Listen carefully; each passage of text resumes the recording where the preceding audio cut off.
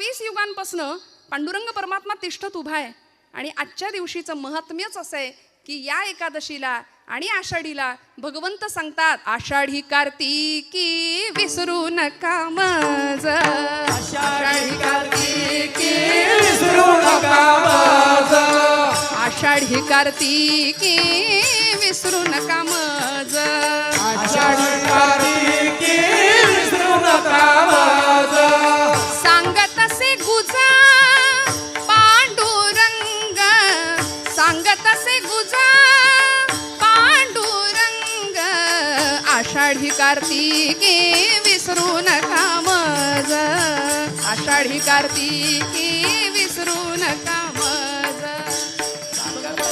गुजा पांडुरंगा, सांगत असे गुजा पांडुरंग, आषाढी कार्तिकी विसरू नका मज, आषाढी कार्तिकी विसरू नका मज. सांगत असे गुज पांडुरंग. आषाढीची वारी आणि कार्तिकीची वारी का महत्वाची? आपल्याला वाटतं म्हणून नाही जायचं, संतांनी सांगितलंय म्हणून जायचंच. पण खरं सांगू, हे कोण म्हणतंय? पांडुरंग परमात्मा गुज सांगतो. कुणाला? नामदेव महाराजांना. आषाढी कार्तिकी विसरू नका मज, सांगत असे गुज पांडुरंग. गुज म्हणजे काय हो? गुज गोष्टी. सोपं सांगू, आपल्याला सगळ्यांना कळेल. मराठी भाषा आपल्याला फार आवडते ना. आपल्या मराठीत सिक्रेट. देवाचं सिक्रेट काय माहितीये का? देव कुणाला सांगतो? आता संतांनी आपल्या गुज गोष्टी कुणाजवळ केल्या? देवाजवळ केल्या. देवानी आपल्या गुज गोष्टी खास असलेल्या, सखा मानलेल्या आपल्या संतांजवळ केल्या. आम्ही प्रापंचिक माणसं आपल्या गुज गोष्टी आपल्या आपणातच करतो. काय कसं काय चाललंय, बरं आहे का?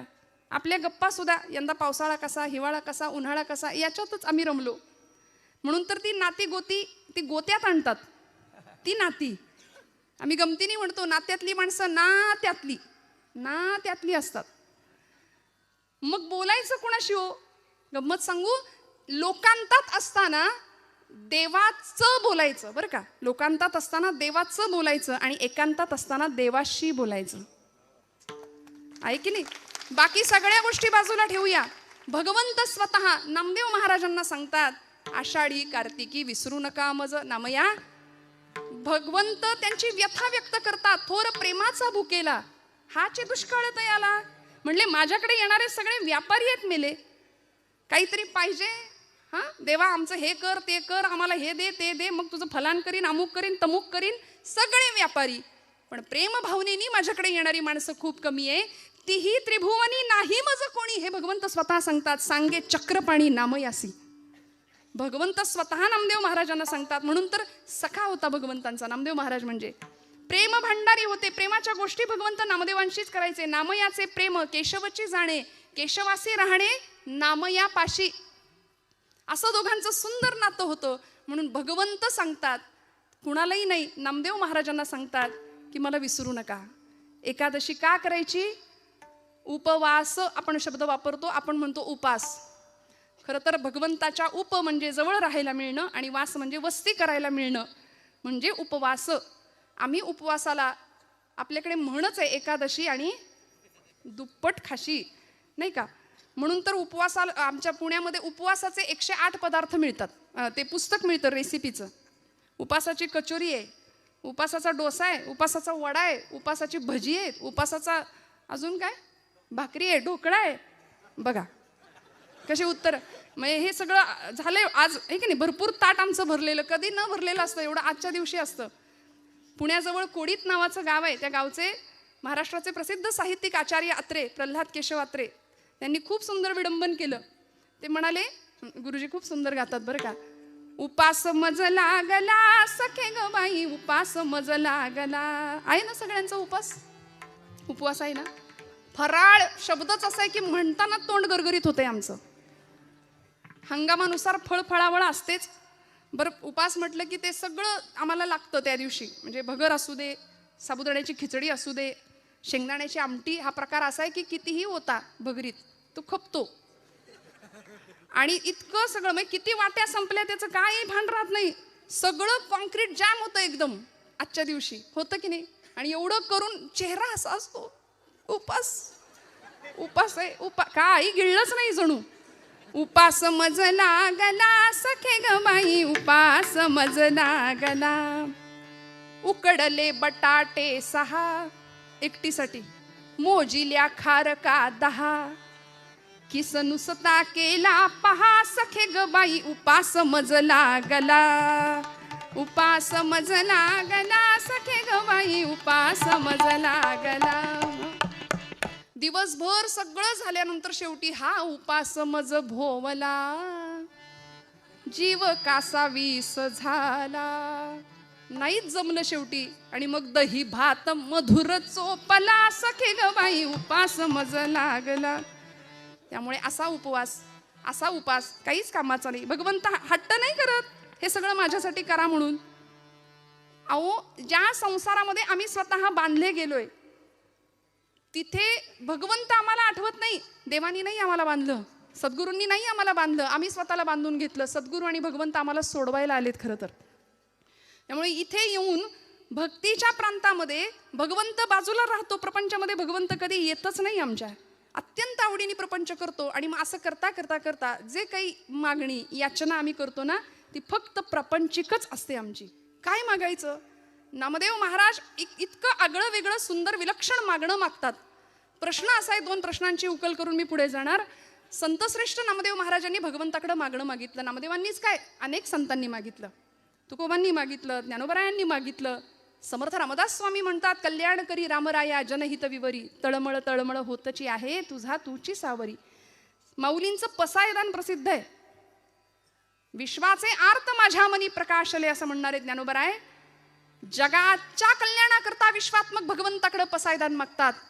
जे खळांची व्यंकटी सांडो, तया सत्कर्मी रती वाढो, भूता परस्परे पडो मैत्र जीवांचे.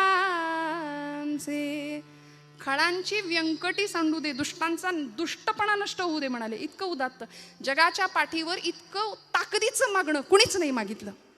मागणारा तितक्या ताकदीचा, देणारा सुद्धा तेवढ्याच ताकदीचा आहे. ज्ञानोबांचं मागणं आम्हाला सगळ्यांना माहिती आहे.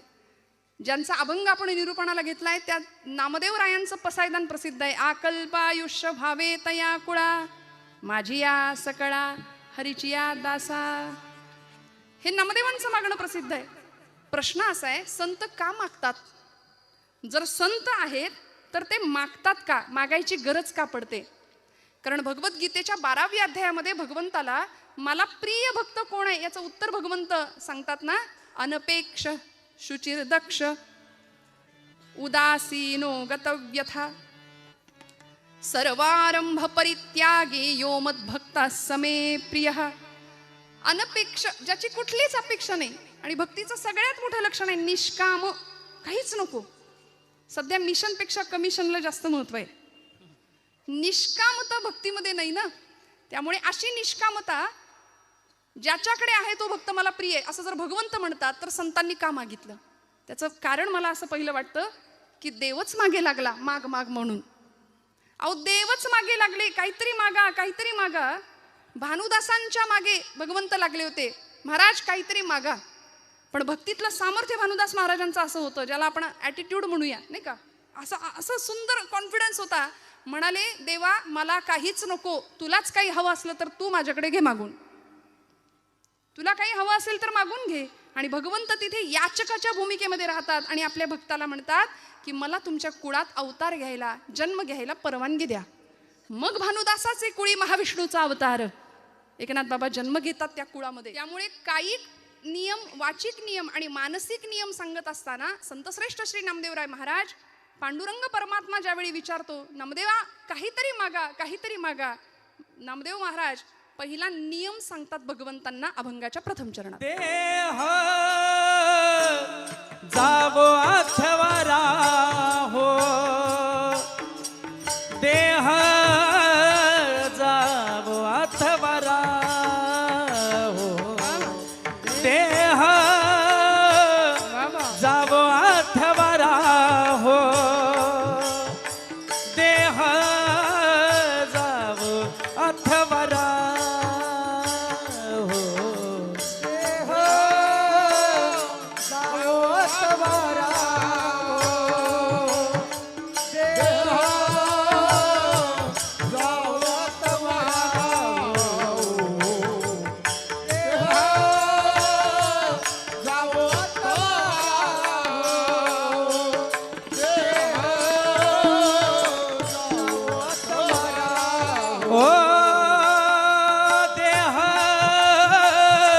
जावो अथवारा हो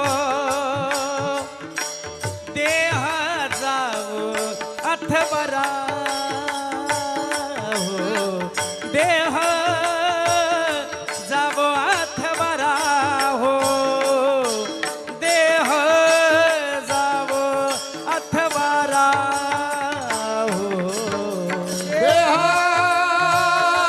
जावो अथवारा हो देह जावो अथवारा हो देह जावो अथवारा हो देह जावो अथवारा हो पांडुरंगी दृढ भाव पांडुरंगी दृढ भाव चरण सोडी सर्वथा चरण सोडी सर्वथा चरण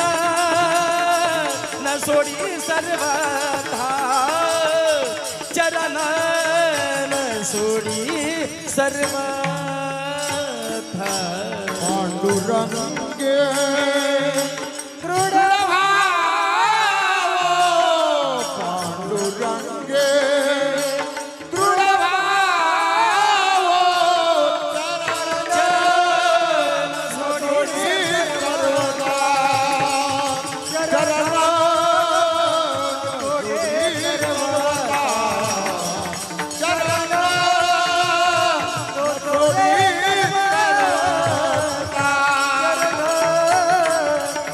सोडी देह जावो अथवारा हो देह जावो अथवारा हो देह जावो अथवारा हो देह जावो अथवारा हो देह अथवारा हो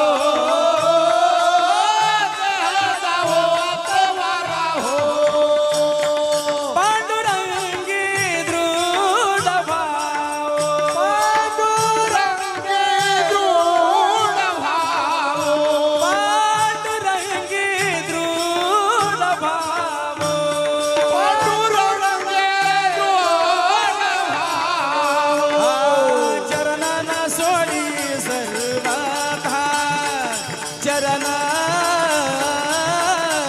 न सोडी सर्वथा चरण न सोडी सर्वथा चरण सोडी सर्वा चरण न सोडी सर्वथा चरण सोडी सर्वा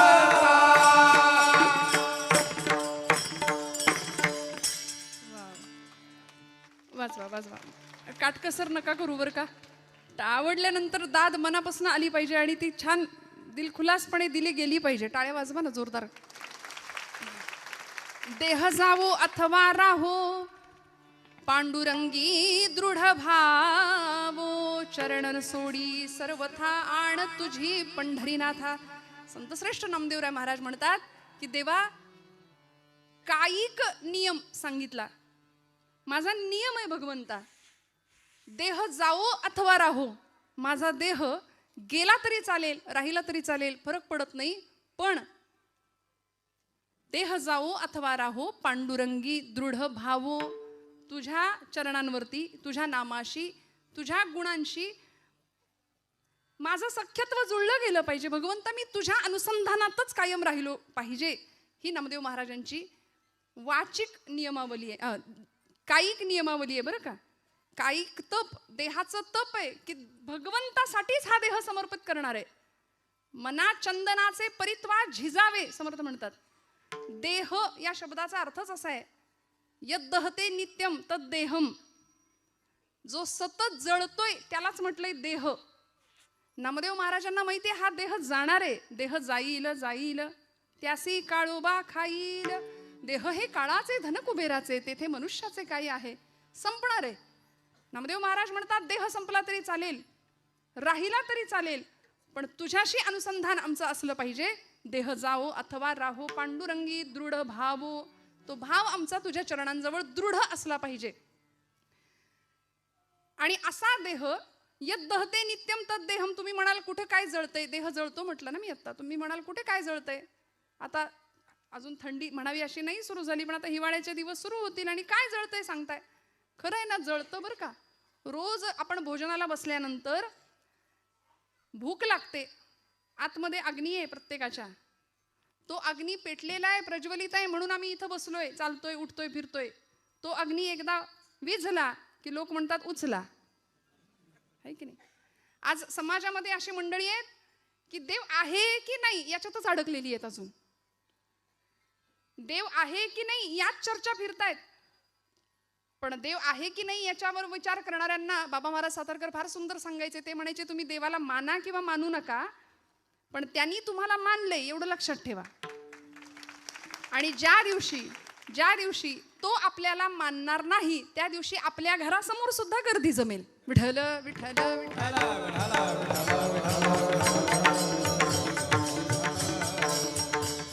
त्यामुळे या देहामध्ये एक अग्नी आहे. डॉक्टरी शास्त्र त्याला जठराग्नी म्हणतंय. भगवंत म्हणतात अहम वैश्वानरो भूत्वाम प्राणिनां देहमाश्रिताः. तो वैश्वानर अग्नी आहे. त्या अग्नीला आम्ही अन्नाची आहुती देतो. देहाचं भोजन काय आहे, अन्न हे देहाचं भोजन आहे, पण आत्म्याचं भोजन हे भजन आहे बरं का. भजन हे आत्म्याचं भोजन आहे. त्यामुळे देहाला आहुती आहे अन्नाची, मनाचं काय, आत्म्याचं काय, त्याला भजनाशिवाय पर्याय नाही. मग या देहाला अन्नाची आहुती आम्ही घालतो कुठपर्यंत, आतला अग्नी प्रज्वलित आहे तोपर्यंत. एकदा आतला अग्नी विझला की मग बाहेरचा अग्नी असतो. त्यामुळे बाहेरून पेटवण्याआधी, प्रज्वलित अग्नी करण्याआधी संत म्हणतात आतला अग्नी प्रज्वलित करूया. कुठला अग्नी, देहबुद्धीचा अग्नी. मी म्हणजेच देह आहे, ही जी धारणा आम्ही केली आहे ना आमच्या बुद्धीनी, तो मी म्हणजे देह नाहीये. या देहामध्ये असणारा मी कुणीतरी वेगळा आहे याची जाणीव करून घेणं आणि भगवंताशी तादात्म्य पावणं. तुकोबराय म्हणतात देह नवे मी हे सरे, उरला उरे विठ्ठल. स्वामी स्वरूपानंद नावाचे संत आहेत पावसला कोकणामध्ये. ते म्हणतात मी माझे मावळो सर्व, तू तुझे उगवो आता. माझं पण अहंता ममता संपून जावी, देहाची आसक्ती संपून जावी आणि आतला प्रत्यय व्हावा. मग आनंद काय मिळणार आहे हो. तेथीचा आनंद ब्रह्मांडी न समाये, तेथीचा आनंद ब्रह्मांडी न समाये. उपमेशी काय देऊ सुखा,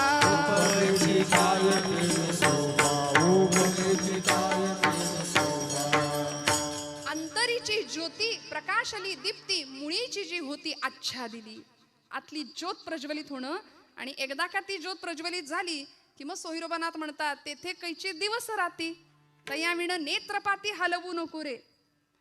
आणि अशा अवस्थेमध्ये तो प्रकाश आत्मचैतन्याचा जागृत व्हावा. मग देह गेला तरी हरकत नाही. आणि खरंय झिजणं फार महत्वाचं आहे हो. शीर्यते यत शरीरम म्हटलंय, जे सतत झिजतंय त्यालाच तर शरीर म्हटलंय.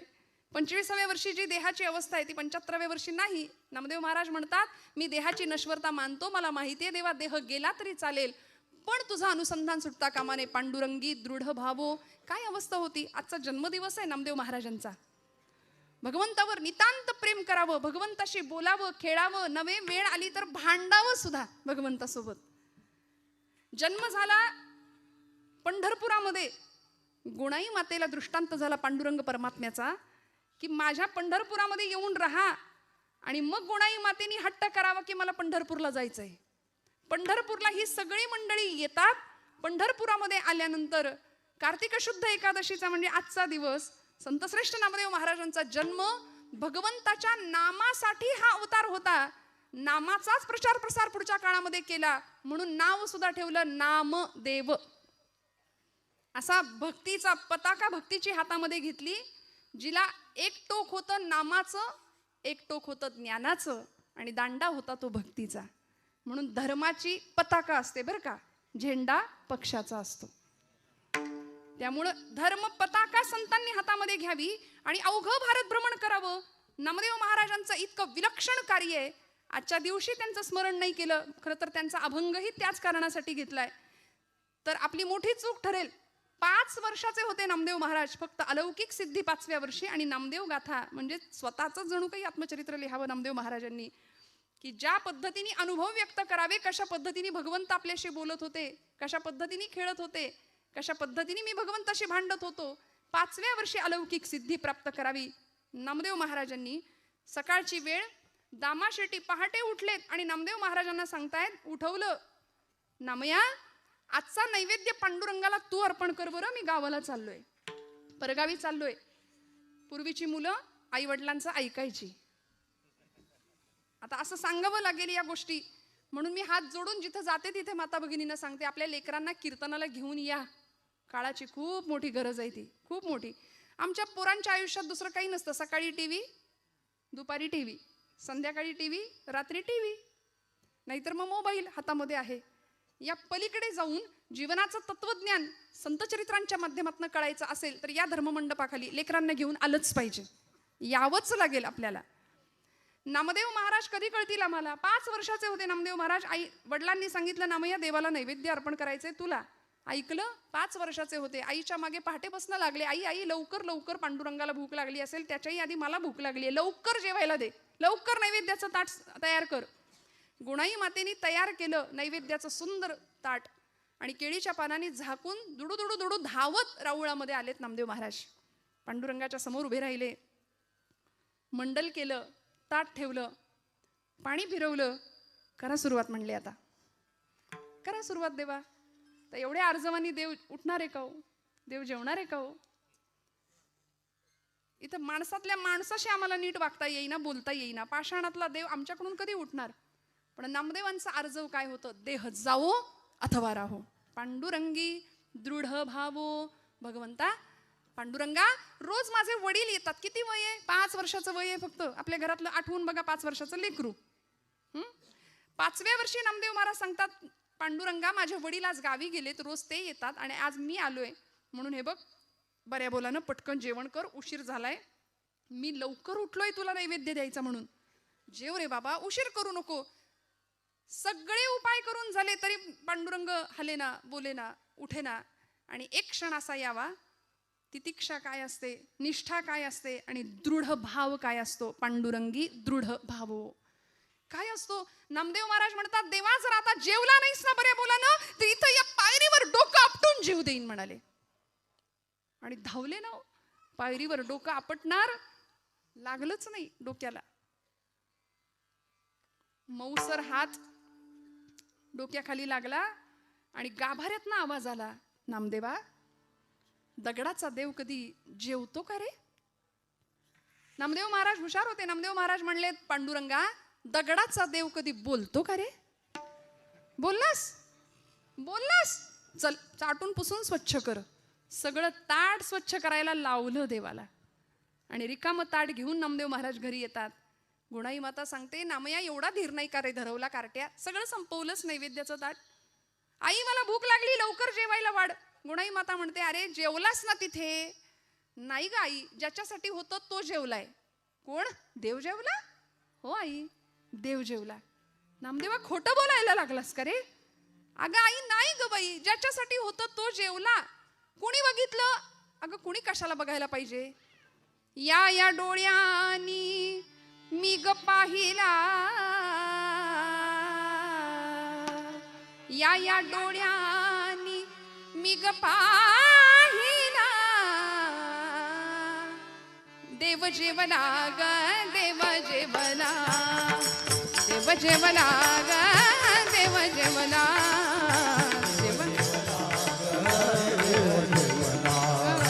देव जेवला ग देव जेवला. या या डोळ्यांनी, या या डोळ्यांनी मी ग पाहिला, या या डोळ्यांनी मी ग पाहिला, देव जेवला ग देव जेवला, देव जेवला ग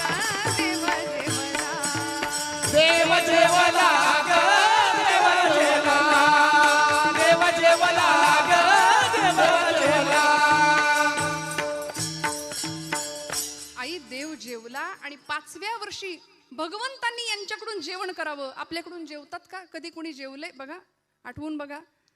आपण देवासाठी कधी रडलोय देव जेवत नाही म्हणून? नामदेव महाराज रडले, दृढ निष्ठा होती, दृढ भाव होता. आपण मूल रडलं, जेवलं नाही तर रडू. एखाद्या दिवशी आपलं पोटचं पोर जेवलं नाही ना, महिला वर्ग, आपल्याला वाईट वाटतं का नाही? खरं सांगा.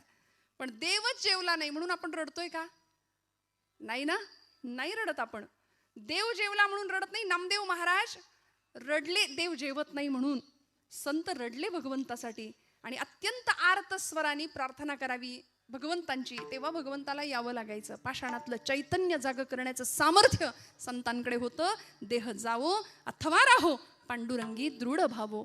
श्रोते हो, पायरीवरच्या एका फुलानी भगवंतांच्या गळ्यातल्या हारातल्या एका फुलाला प्रश्न विचारला, का रे बाबा, अरे आपण एकाच माळ्याच्या मळ्यात उगवलो, एकाच झाडाला होतो, एकाच टोपलीतनं इथं आलो, पण तुझं भाग्य तू देवाच्या गळ्यात आणि मी देवाच्या पायरीवर. सगळे तुडवून जातात मला. देवाच्या गळ्यातल्या त्या हारातल्या फुलांनी उत्तर दिलं, बाबा रे तुझं खरं आहे, मी देवाच्या गळ्यात आहे आणि तू पायरीवर पडलास, पण देवाच्या गळ्यात इथं विराजमान होण्याकरता माझं काळीज आरपार करायला लागलं रे. मला सगळी सुई माझ्या काळजातनं घालून घ्यावी लागली. महाराजांचा अभंग आहे, साहून या टाकी घाये पाषाण देवची झाला पाहे. देह जावो अथवा राहो ही अवस्था असेल तर भगवंत आपलंसं करून घेतल्याशिवाय राहत नाही.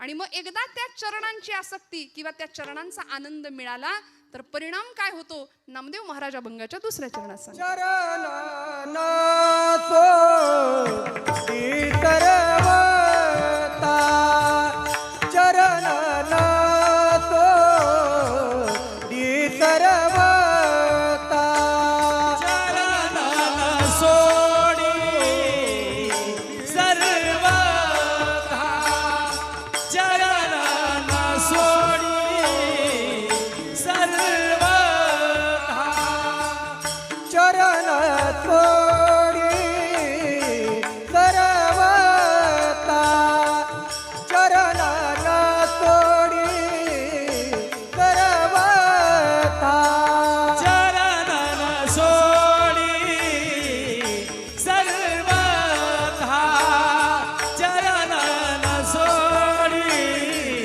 सर्वथा.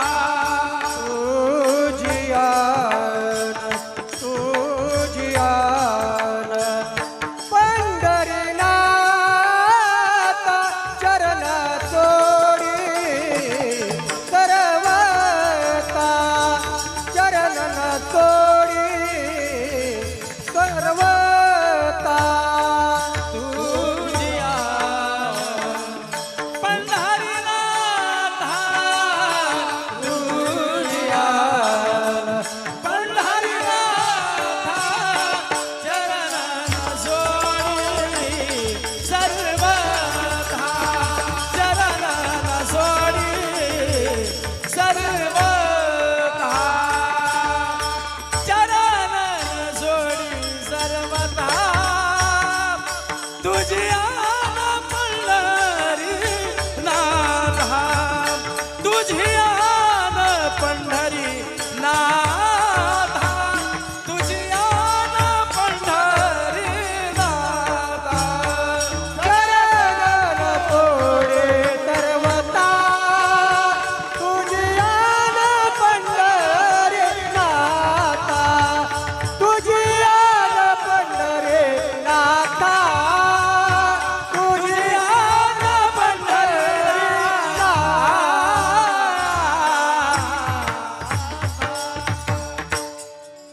चरण न सोडी सर्वथा तुझी आण पंढरीनाथा. शपथ घेतली देवाचीच, देवा आता तुझे चरण सोडणार नाही.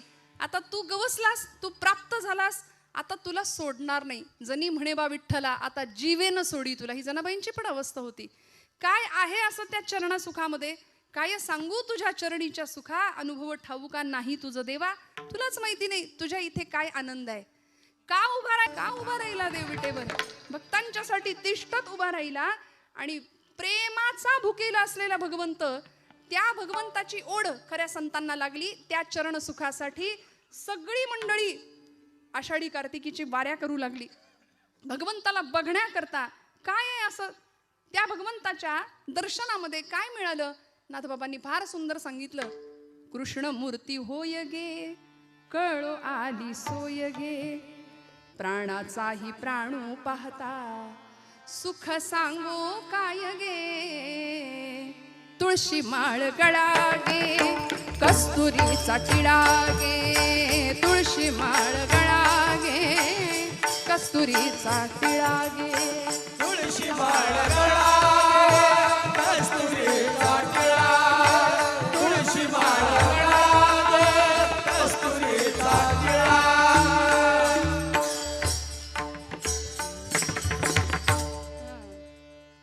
तुळशी हार गळा गे, कस्तुरीचा टिळा गे, भक्त कृपेची माय गे, ओळखिली विठाई गे, एका जनार्दनी विटे, जोडी आले पाय गे, चरण न सोडी सर्वथा.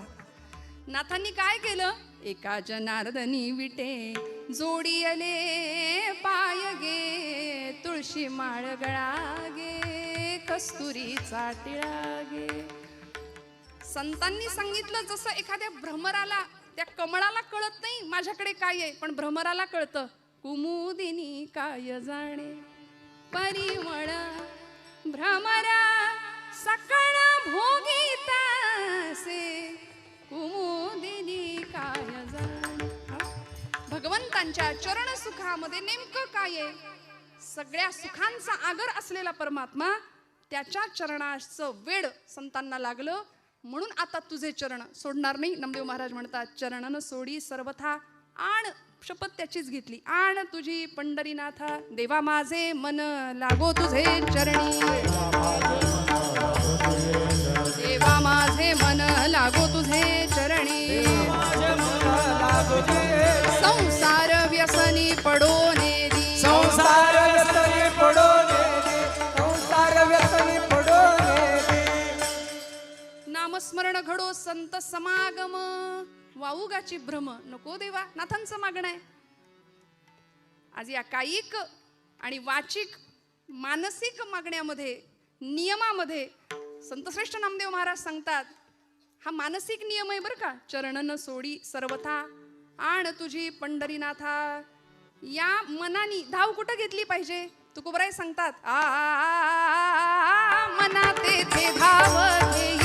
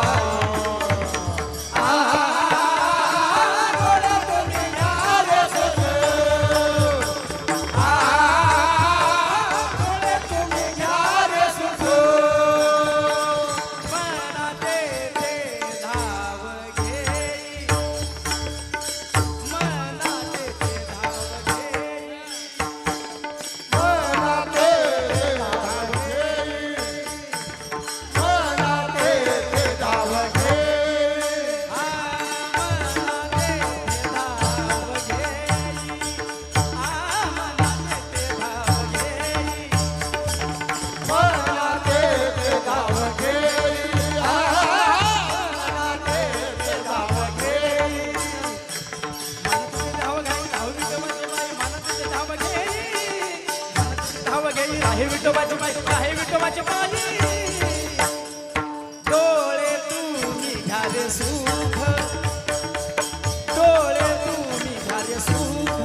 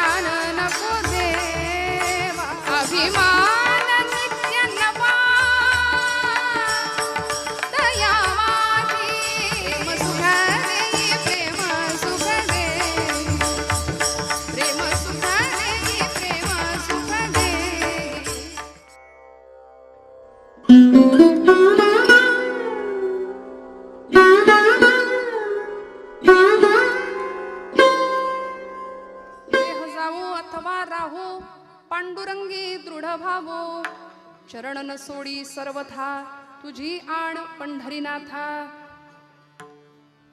भगवंता, कायिक नियम, मानसिक नियम आणि आता वाचिक नियम नामदेव महाराज भगवंताला सांगतायत बरं का. मी हे नियम केलेत. खरं तर नियम करणारी माणसं खूप दुर्मिळ आहेत. माऊलींनी सुद्धा सांगितलंय, नित्य नियम नामी ते प्राणी दुर्लभ, लक्ष्मी वल्लभ तया जवळी, हरिमुखे म्हणा हरिमुखे म्हणा, पुण्याची गणना कोण करी. नियम करणारी माणसं खूप दुर्मिळ आहेत आणि त्या पद्धतीने व्रतस्थ राहून परमात्मा प्राप्ती करता प्रयत्न करणारी मंडळी, त्यामुळे भक्तीचा दिखावा करणारी मंडळी भरपूर असतील, प्रदर्शन करणारी मंडळी बरीच असतील, पण परमात्म्याकरता खरंच तळमळणारी नामदेव महाराजांसारखी विरळे संत होते. नामदेव महाराज म्हणतात की आता माझ्या मुखामध्ये अखंड भगवंता तुझं नाम राहिलं पाहिजे. तुझं नाम मंगल आहे आणि मंगल असलेल्या भगवंता तुझं नाम सुद्धा मंगल आहे. तू मंगलकारक आहेस आणि असं तुझं नाम माझ्या मुखामध्ये का येत नाही हा प्रश्न नामदेव महाराजांना वारंवार पडत होता. नामाचे प्रचारक होते नामदेव महाराज. ज्यावेळी 5व्या वर्षी अलौकिक सिद्धी प्राप्त झालीच, कीर्तन इतकं सुंदर करायचे पंढरपूरच्या वाळवंटामध्ये, नवे संपूर्ण भारतभर भगवंताच्या नामाचा प्रसार आणि प्रचार नामदेव महाराजांनी केलाय. भक्तीची पताका फडकवत ठेवली. सुंदर प्रचार प्रसार करावा नामदेव महाराजांनी त्या नामाचा. वदनी तुझे मंगल नाम, हृदयी अखंडित प्रेम, चरण न सोडी सर्वथा आण तुझी पंढरीनाथा. तुझं नाम मंगल आहे, पण माझं मन ते नाम घ्यायला तयार नाही. अमृताहुनी गोड नाम तुझे देवा, मन माझे केशवा काबा न घे. नामा परते तत्व नाही रे अन्यथा, वाया आणि कपंथा जाशी झणी. आम्ही सगळं करतो पण भगवंताला जे आवडतं ना ते नेमकं करत नाही. देवाला काय आवडतं? देवाला त्याचं नाम आवडतं, देवाला त्याच्या कीर्तीचं गायन आवडतं. म्हणून कीर्तनामध्ये भगवंत नाचतो. नामदेवांच्या कीर्तनामध्ये नाचत होता देव.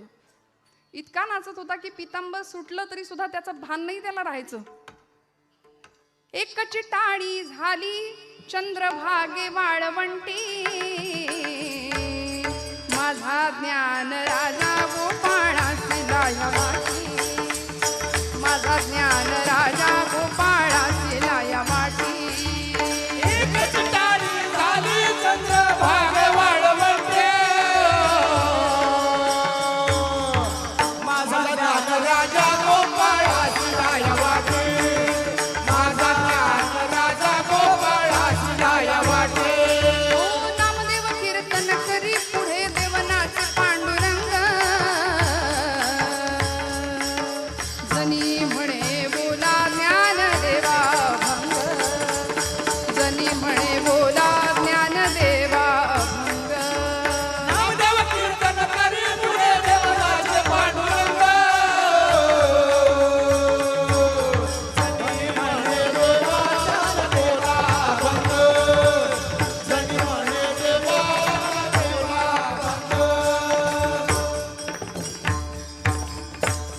भगवंताला त्याचं नाम आम्ही गायलं तर ते त्याला आवडतं. म्हणून तर कीर्तनाच्या सुखे सुखी होय देव, पंढरीचा राव उभा असे.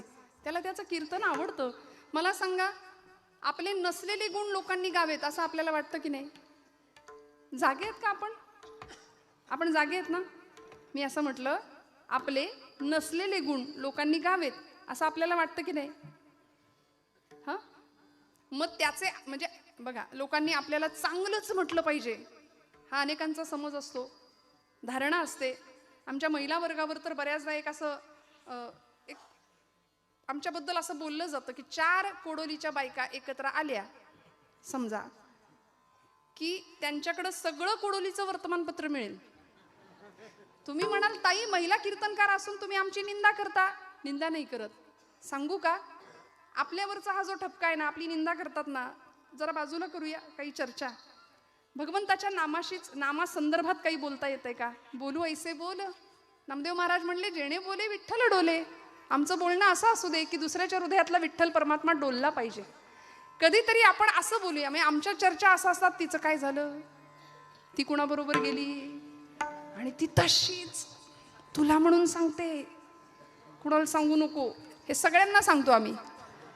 पण कधीतरी आपण अशी चर्चा करूया. आज ज्ञानेश्वरीच्या किती ओव्या वाचल्या? आज हरिपाठ म्हटलास का ग? आज दासबोध घेतलास का हातात? आज मनोबोधाचे काही श्लोक म्हटले का? आज गीतेचा अध्याय करायला घेतला का? म्हणजे येथ वडील जे जे करीती तया नाम धर्म ठेवीती ना. माऊली म्हणतात त्याची येर अनुष्ठिती सामान्य सकल. का आम्ही या ग्रंथांची कास धरायची? का भगवंताचं नाम घ्यायचं? संतांना काय गरज होती हो हे सांगण्याचं? वास्तविक ते कधीच मुक्त झाले होते. माऊली हरिपाठात म्हणतात मागील या जन्मा मुक्त झालो, तरी सुद्धा आम्ही आलो, आम्ही वैकुंठीचे वासी आलो. याची कारण अशी का हो? कारण बघवलं नाही आम्ही या भवसागरामध्ये गटांगळ्या खातोय हे संतांना पाहवलं नाही म्हणून आले, परत आले.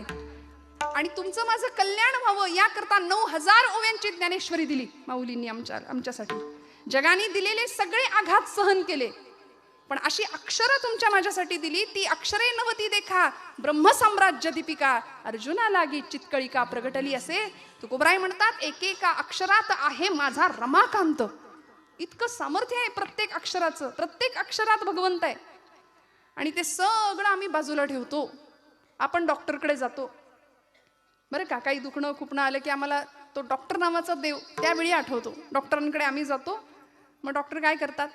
आम्हाला गोळ्या औषधं लिहून देतात, प्रिस्क्रिप्शन देतात. ते आम्ही मेडिकलमध्ये जातो. बऱ्याच जणांचं ते नेमकं काय लिहिलंय वाचण्याकडेही लक्ष नसतं, पण आम्ही इतका विश्वास ठेवतो त्या चिठ्ठीवर. लगेच जातो, गोळ्या औषधं घेऊन येतो आणि देवासमोर त्या गोळ्या ती औषधं ठेवतो आणि हळदी कुंकू आपलं वाहतो. बरोबर ना? आपण जागे आहे ना? असंच करतो ना आपण? नाही, आपण काय करतो?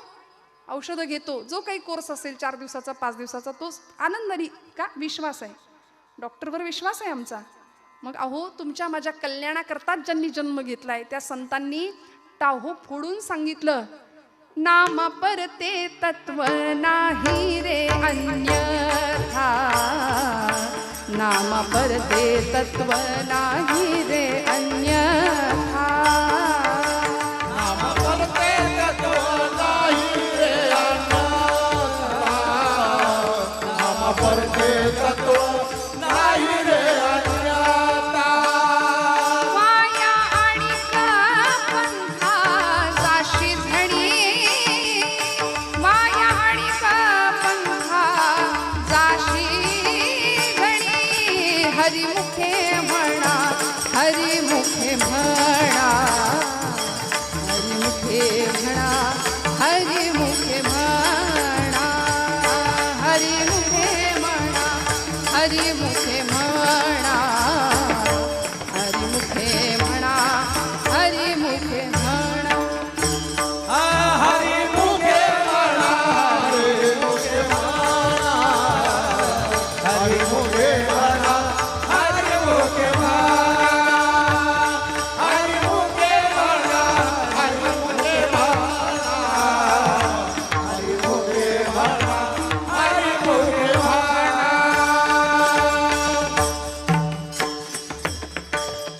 सामान्य जनाविषयी कळवळा वाटला, प्रेम वाटलं, बुडते हे जन न देख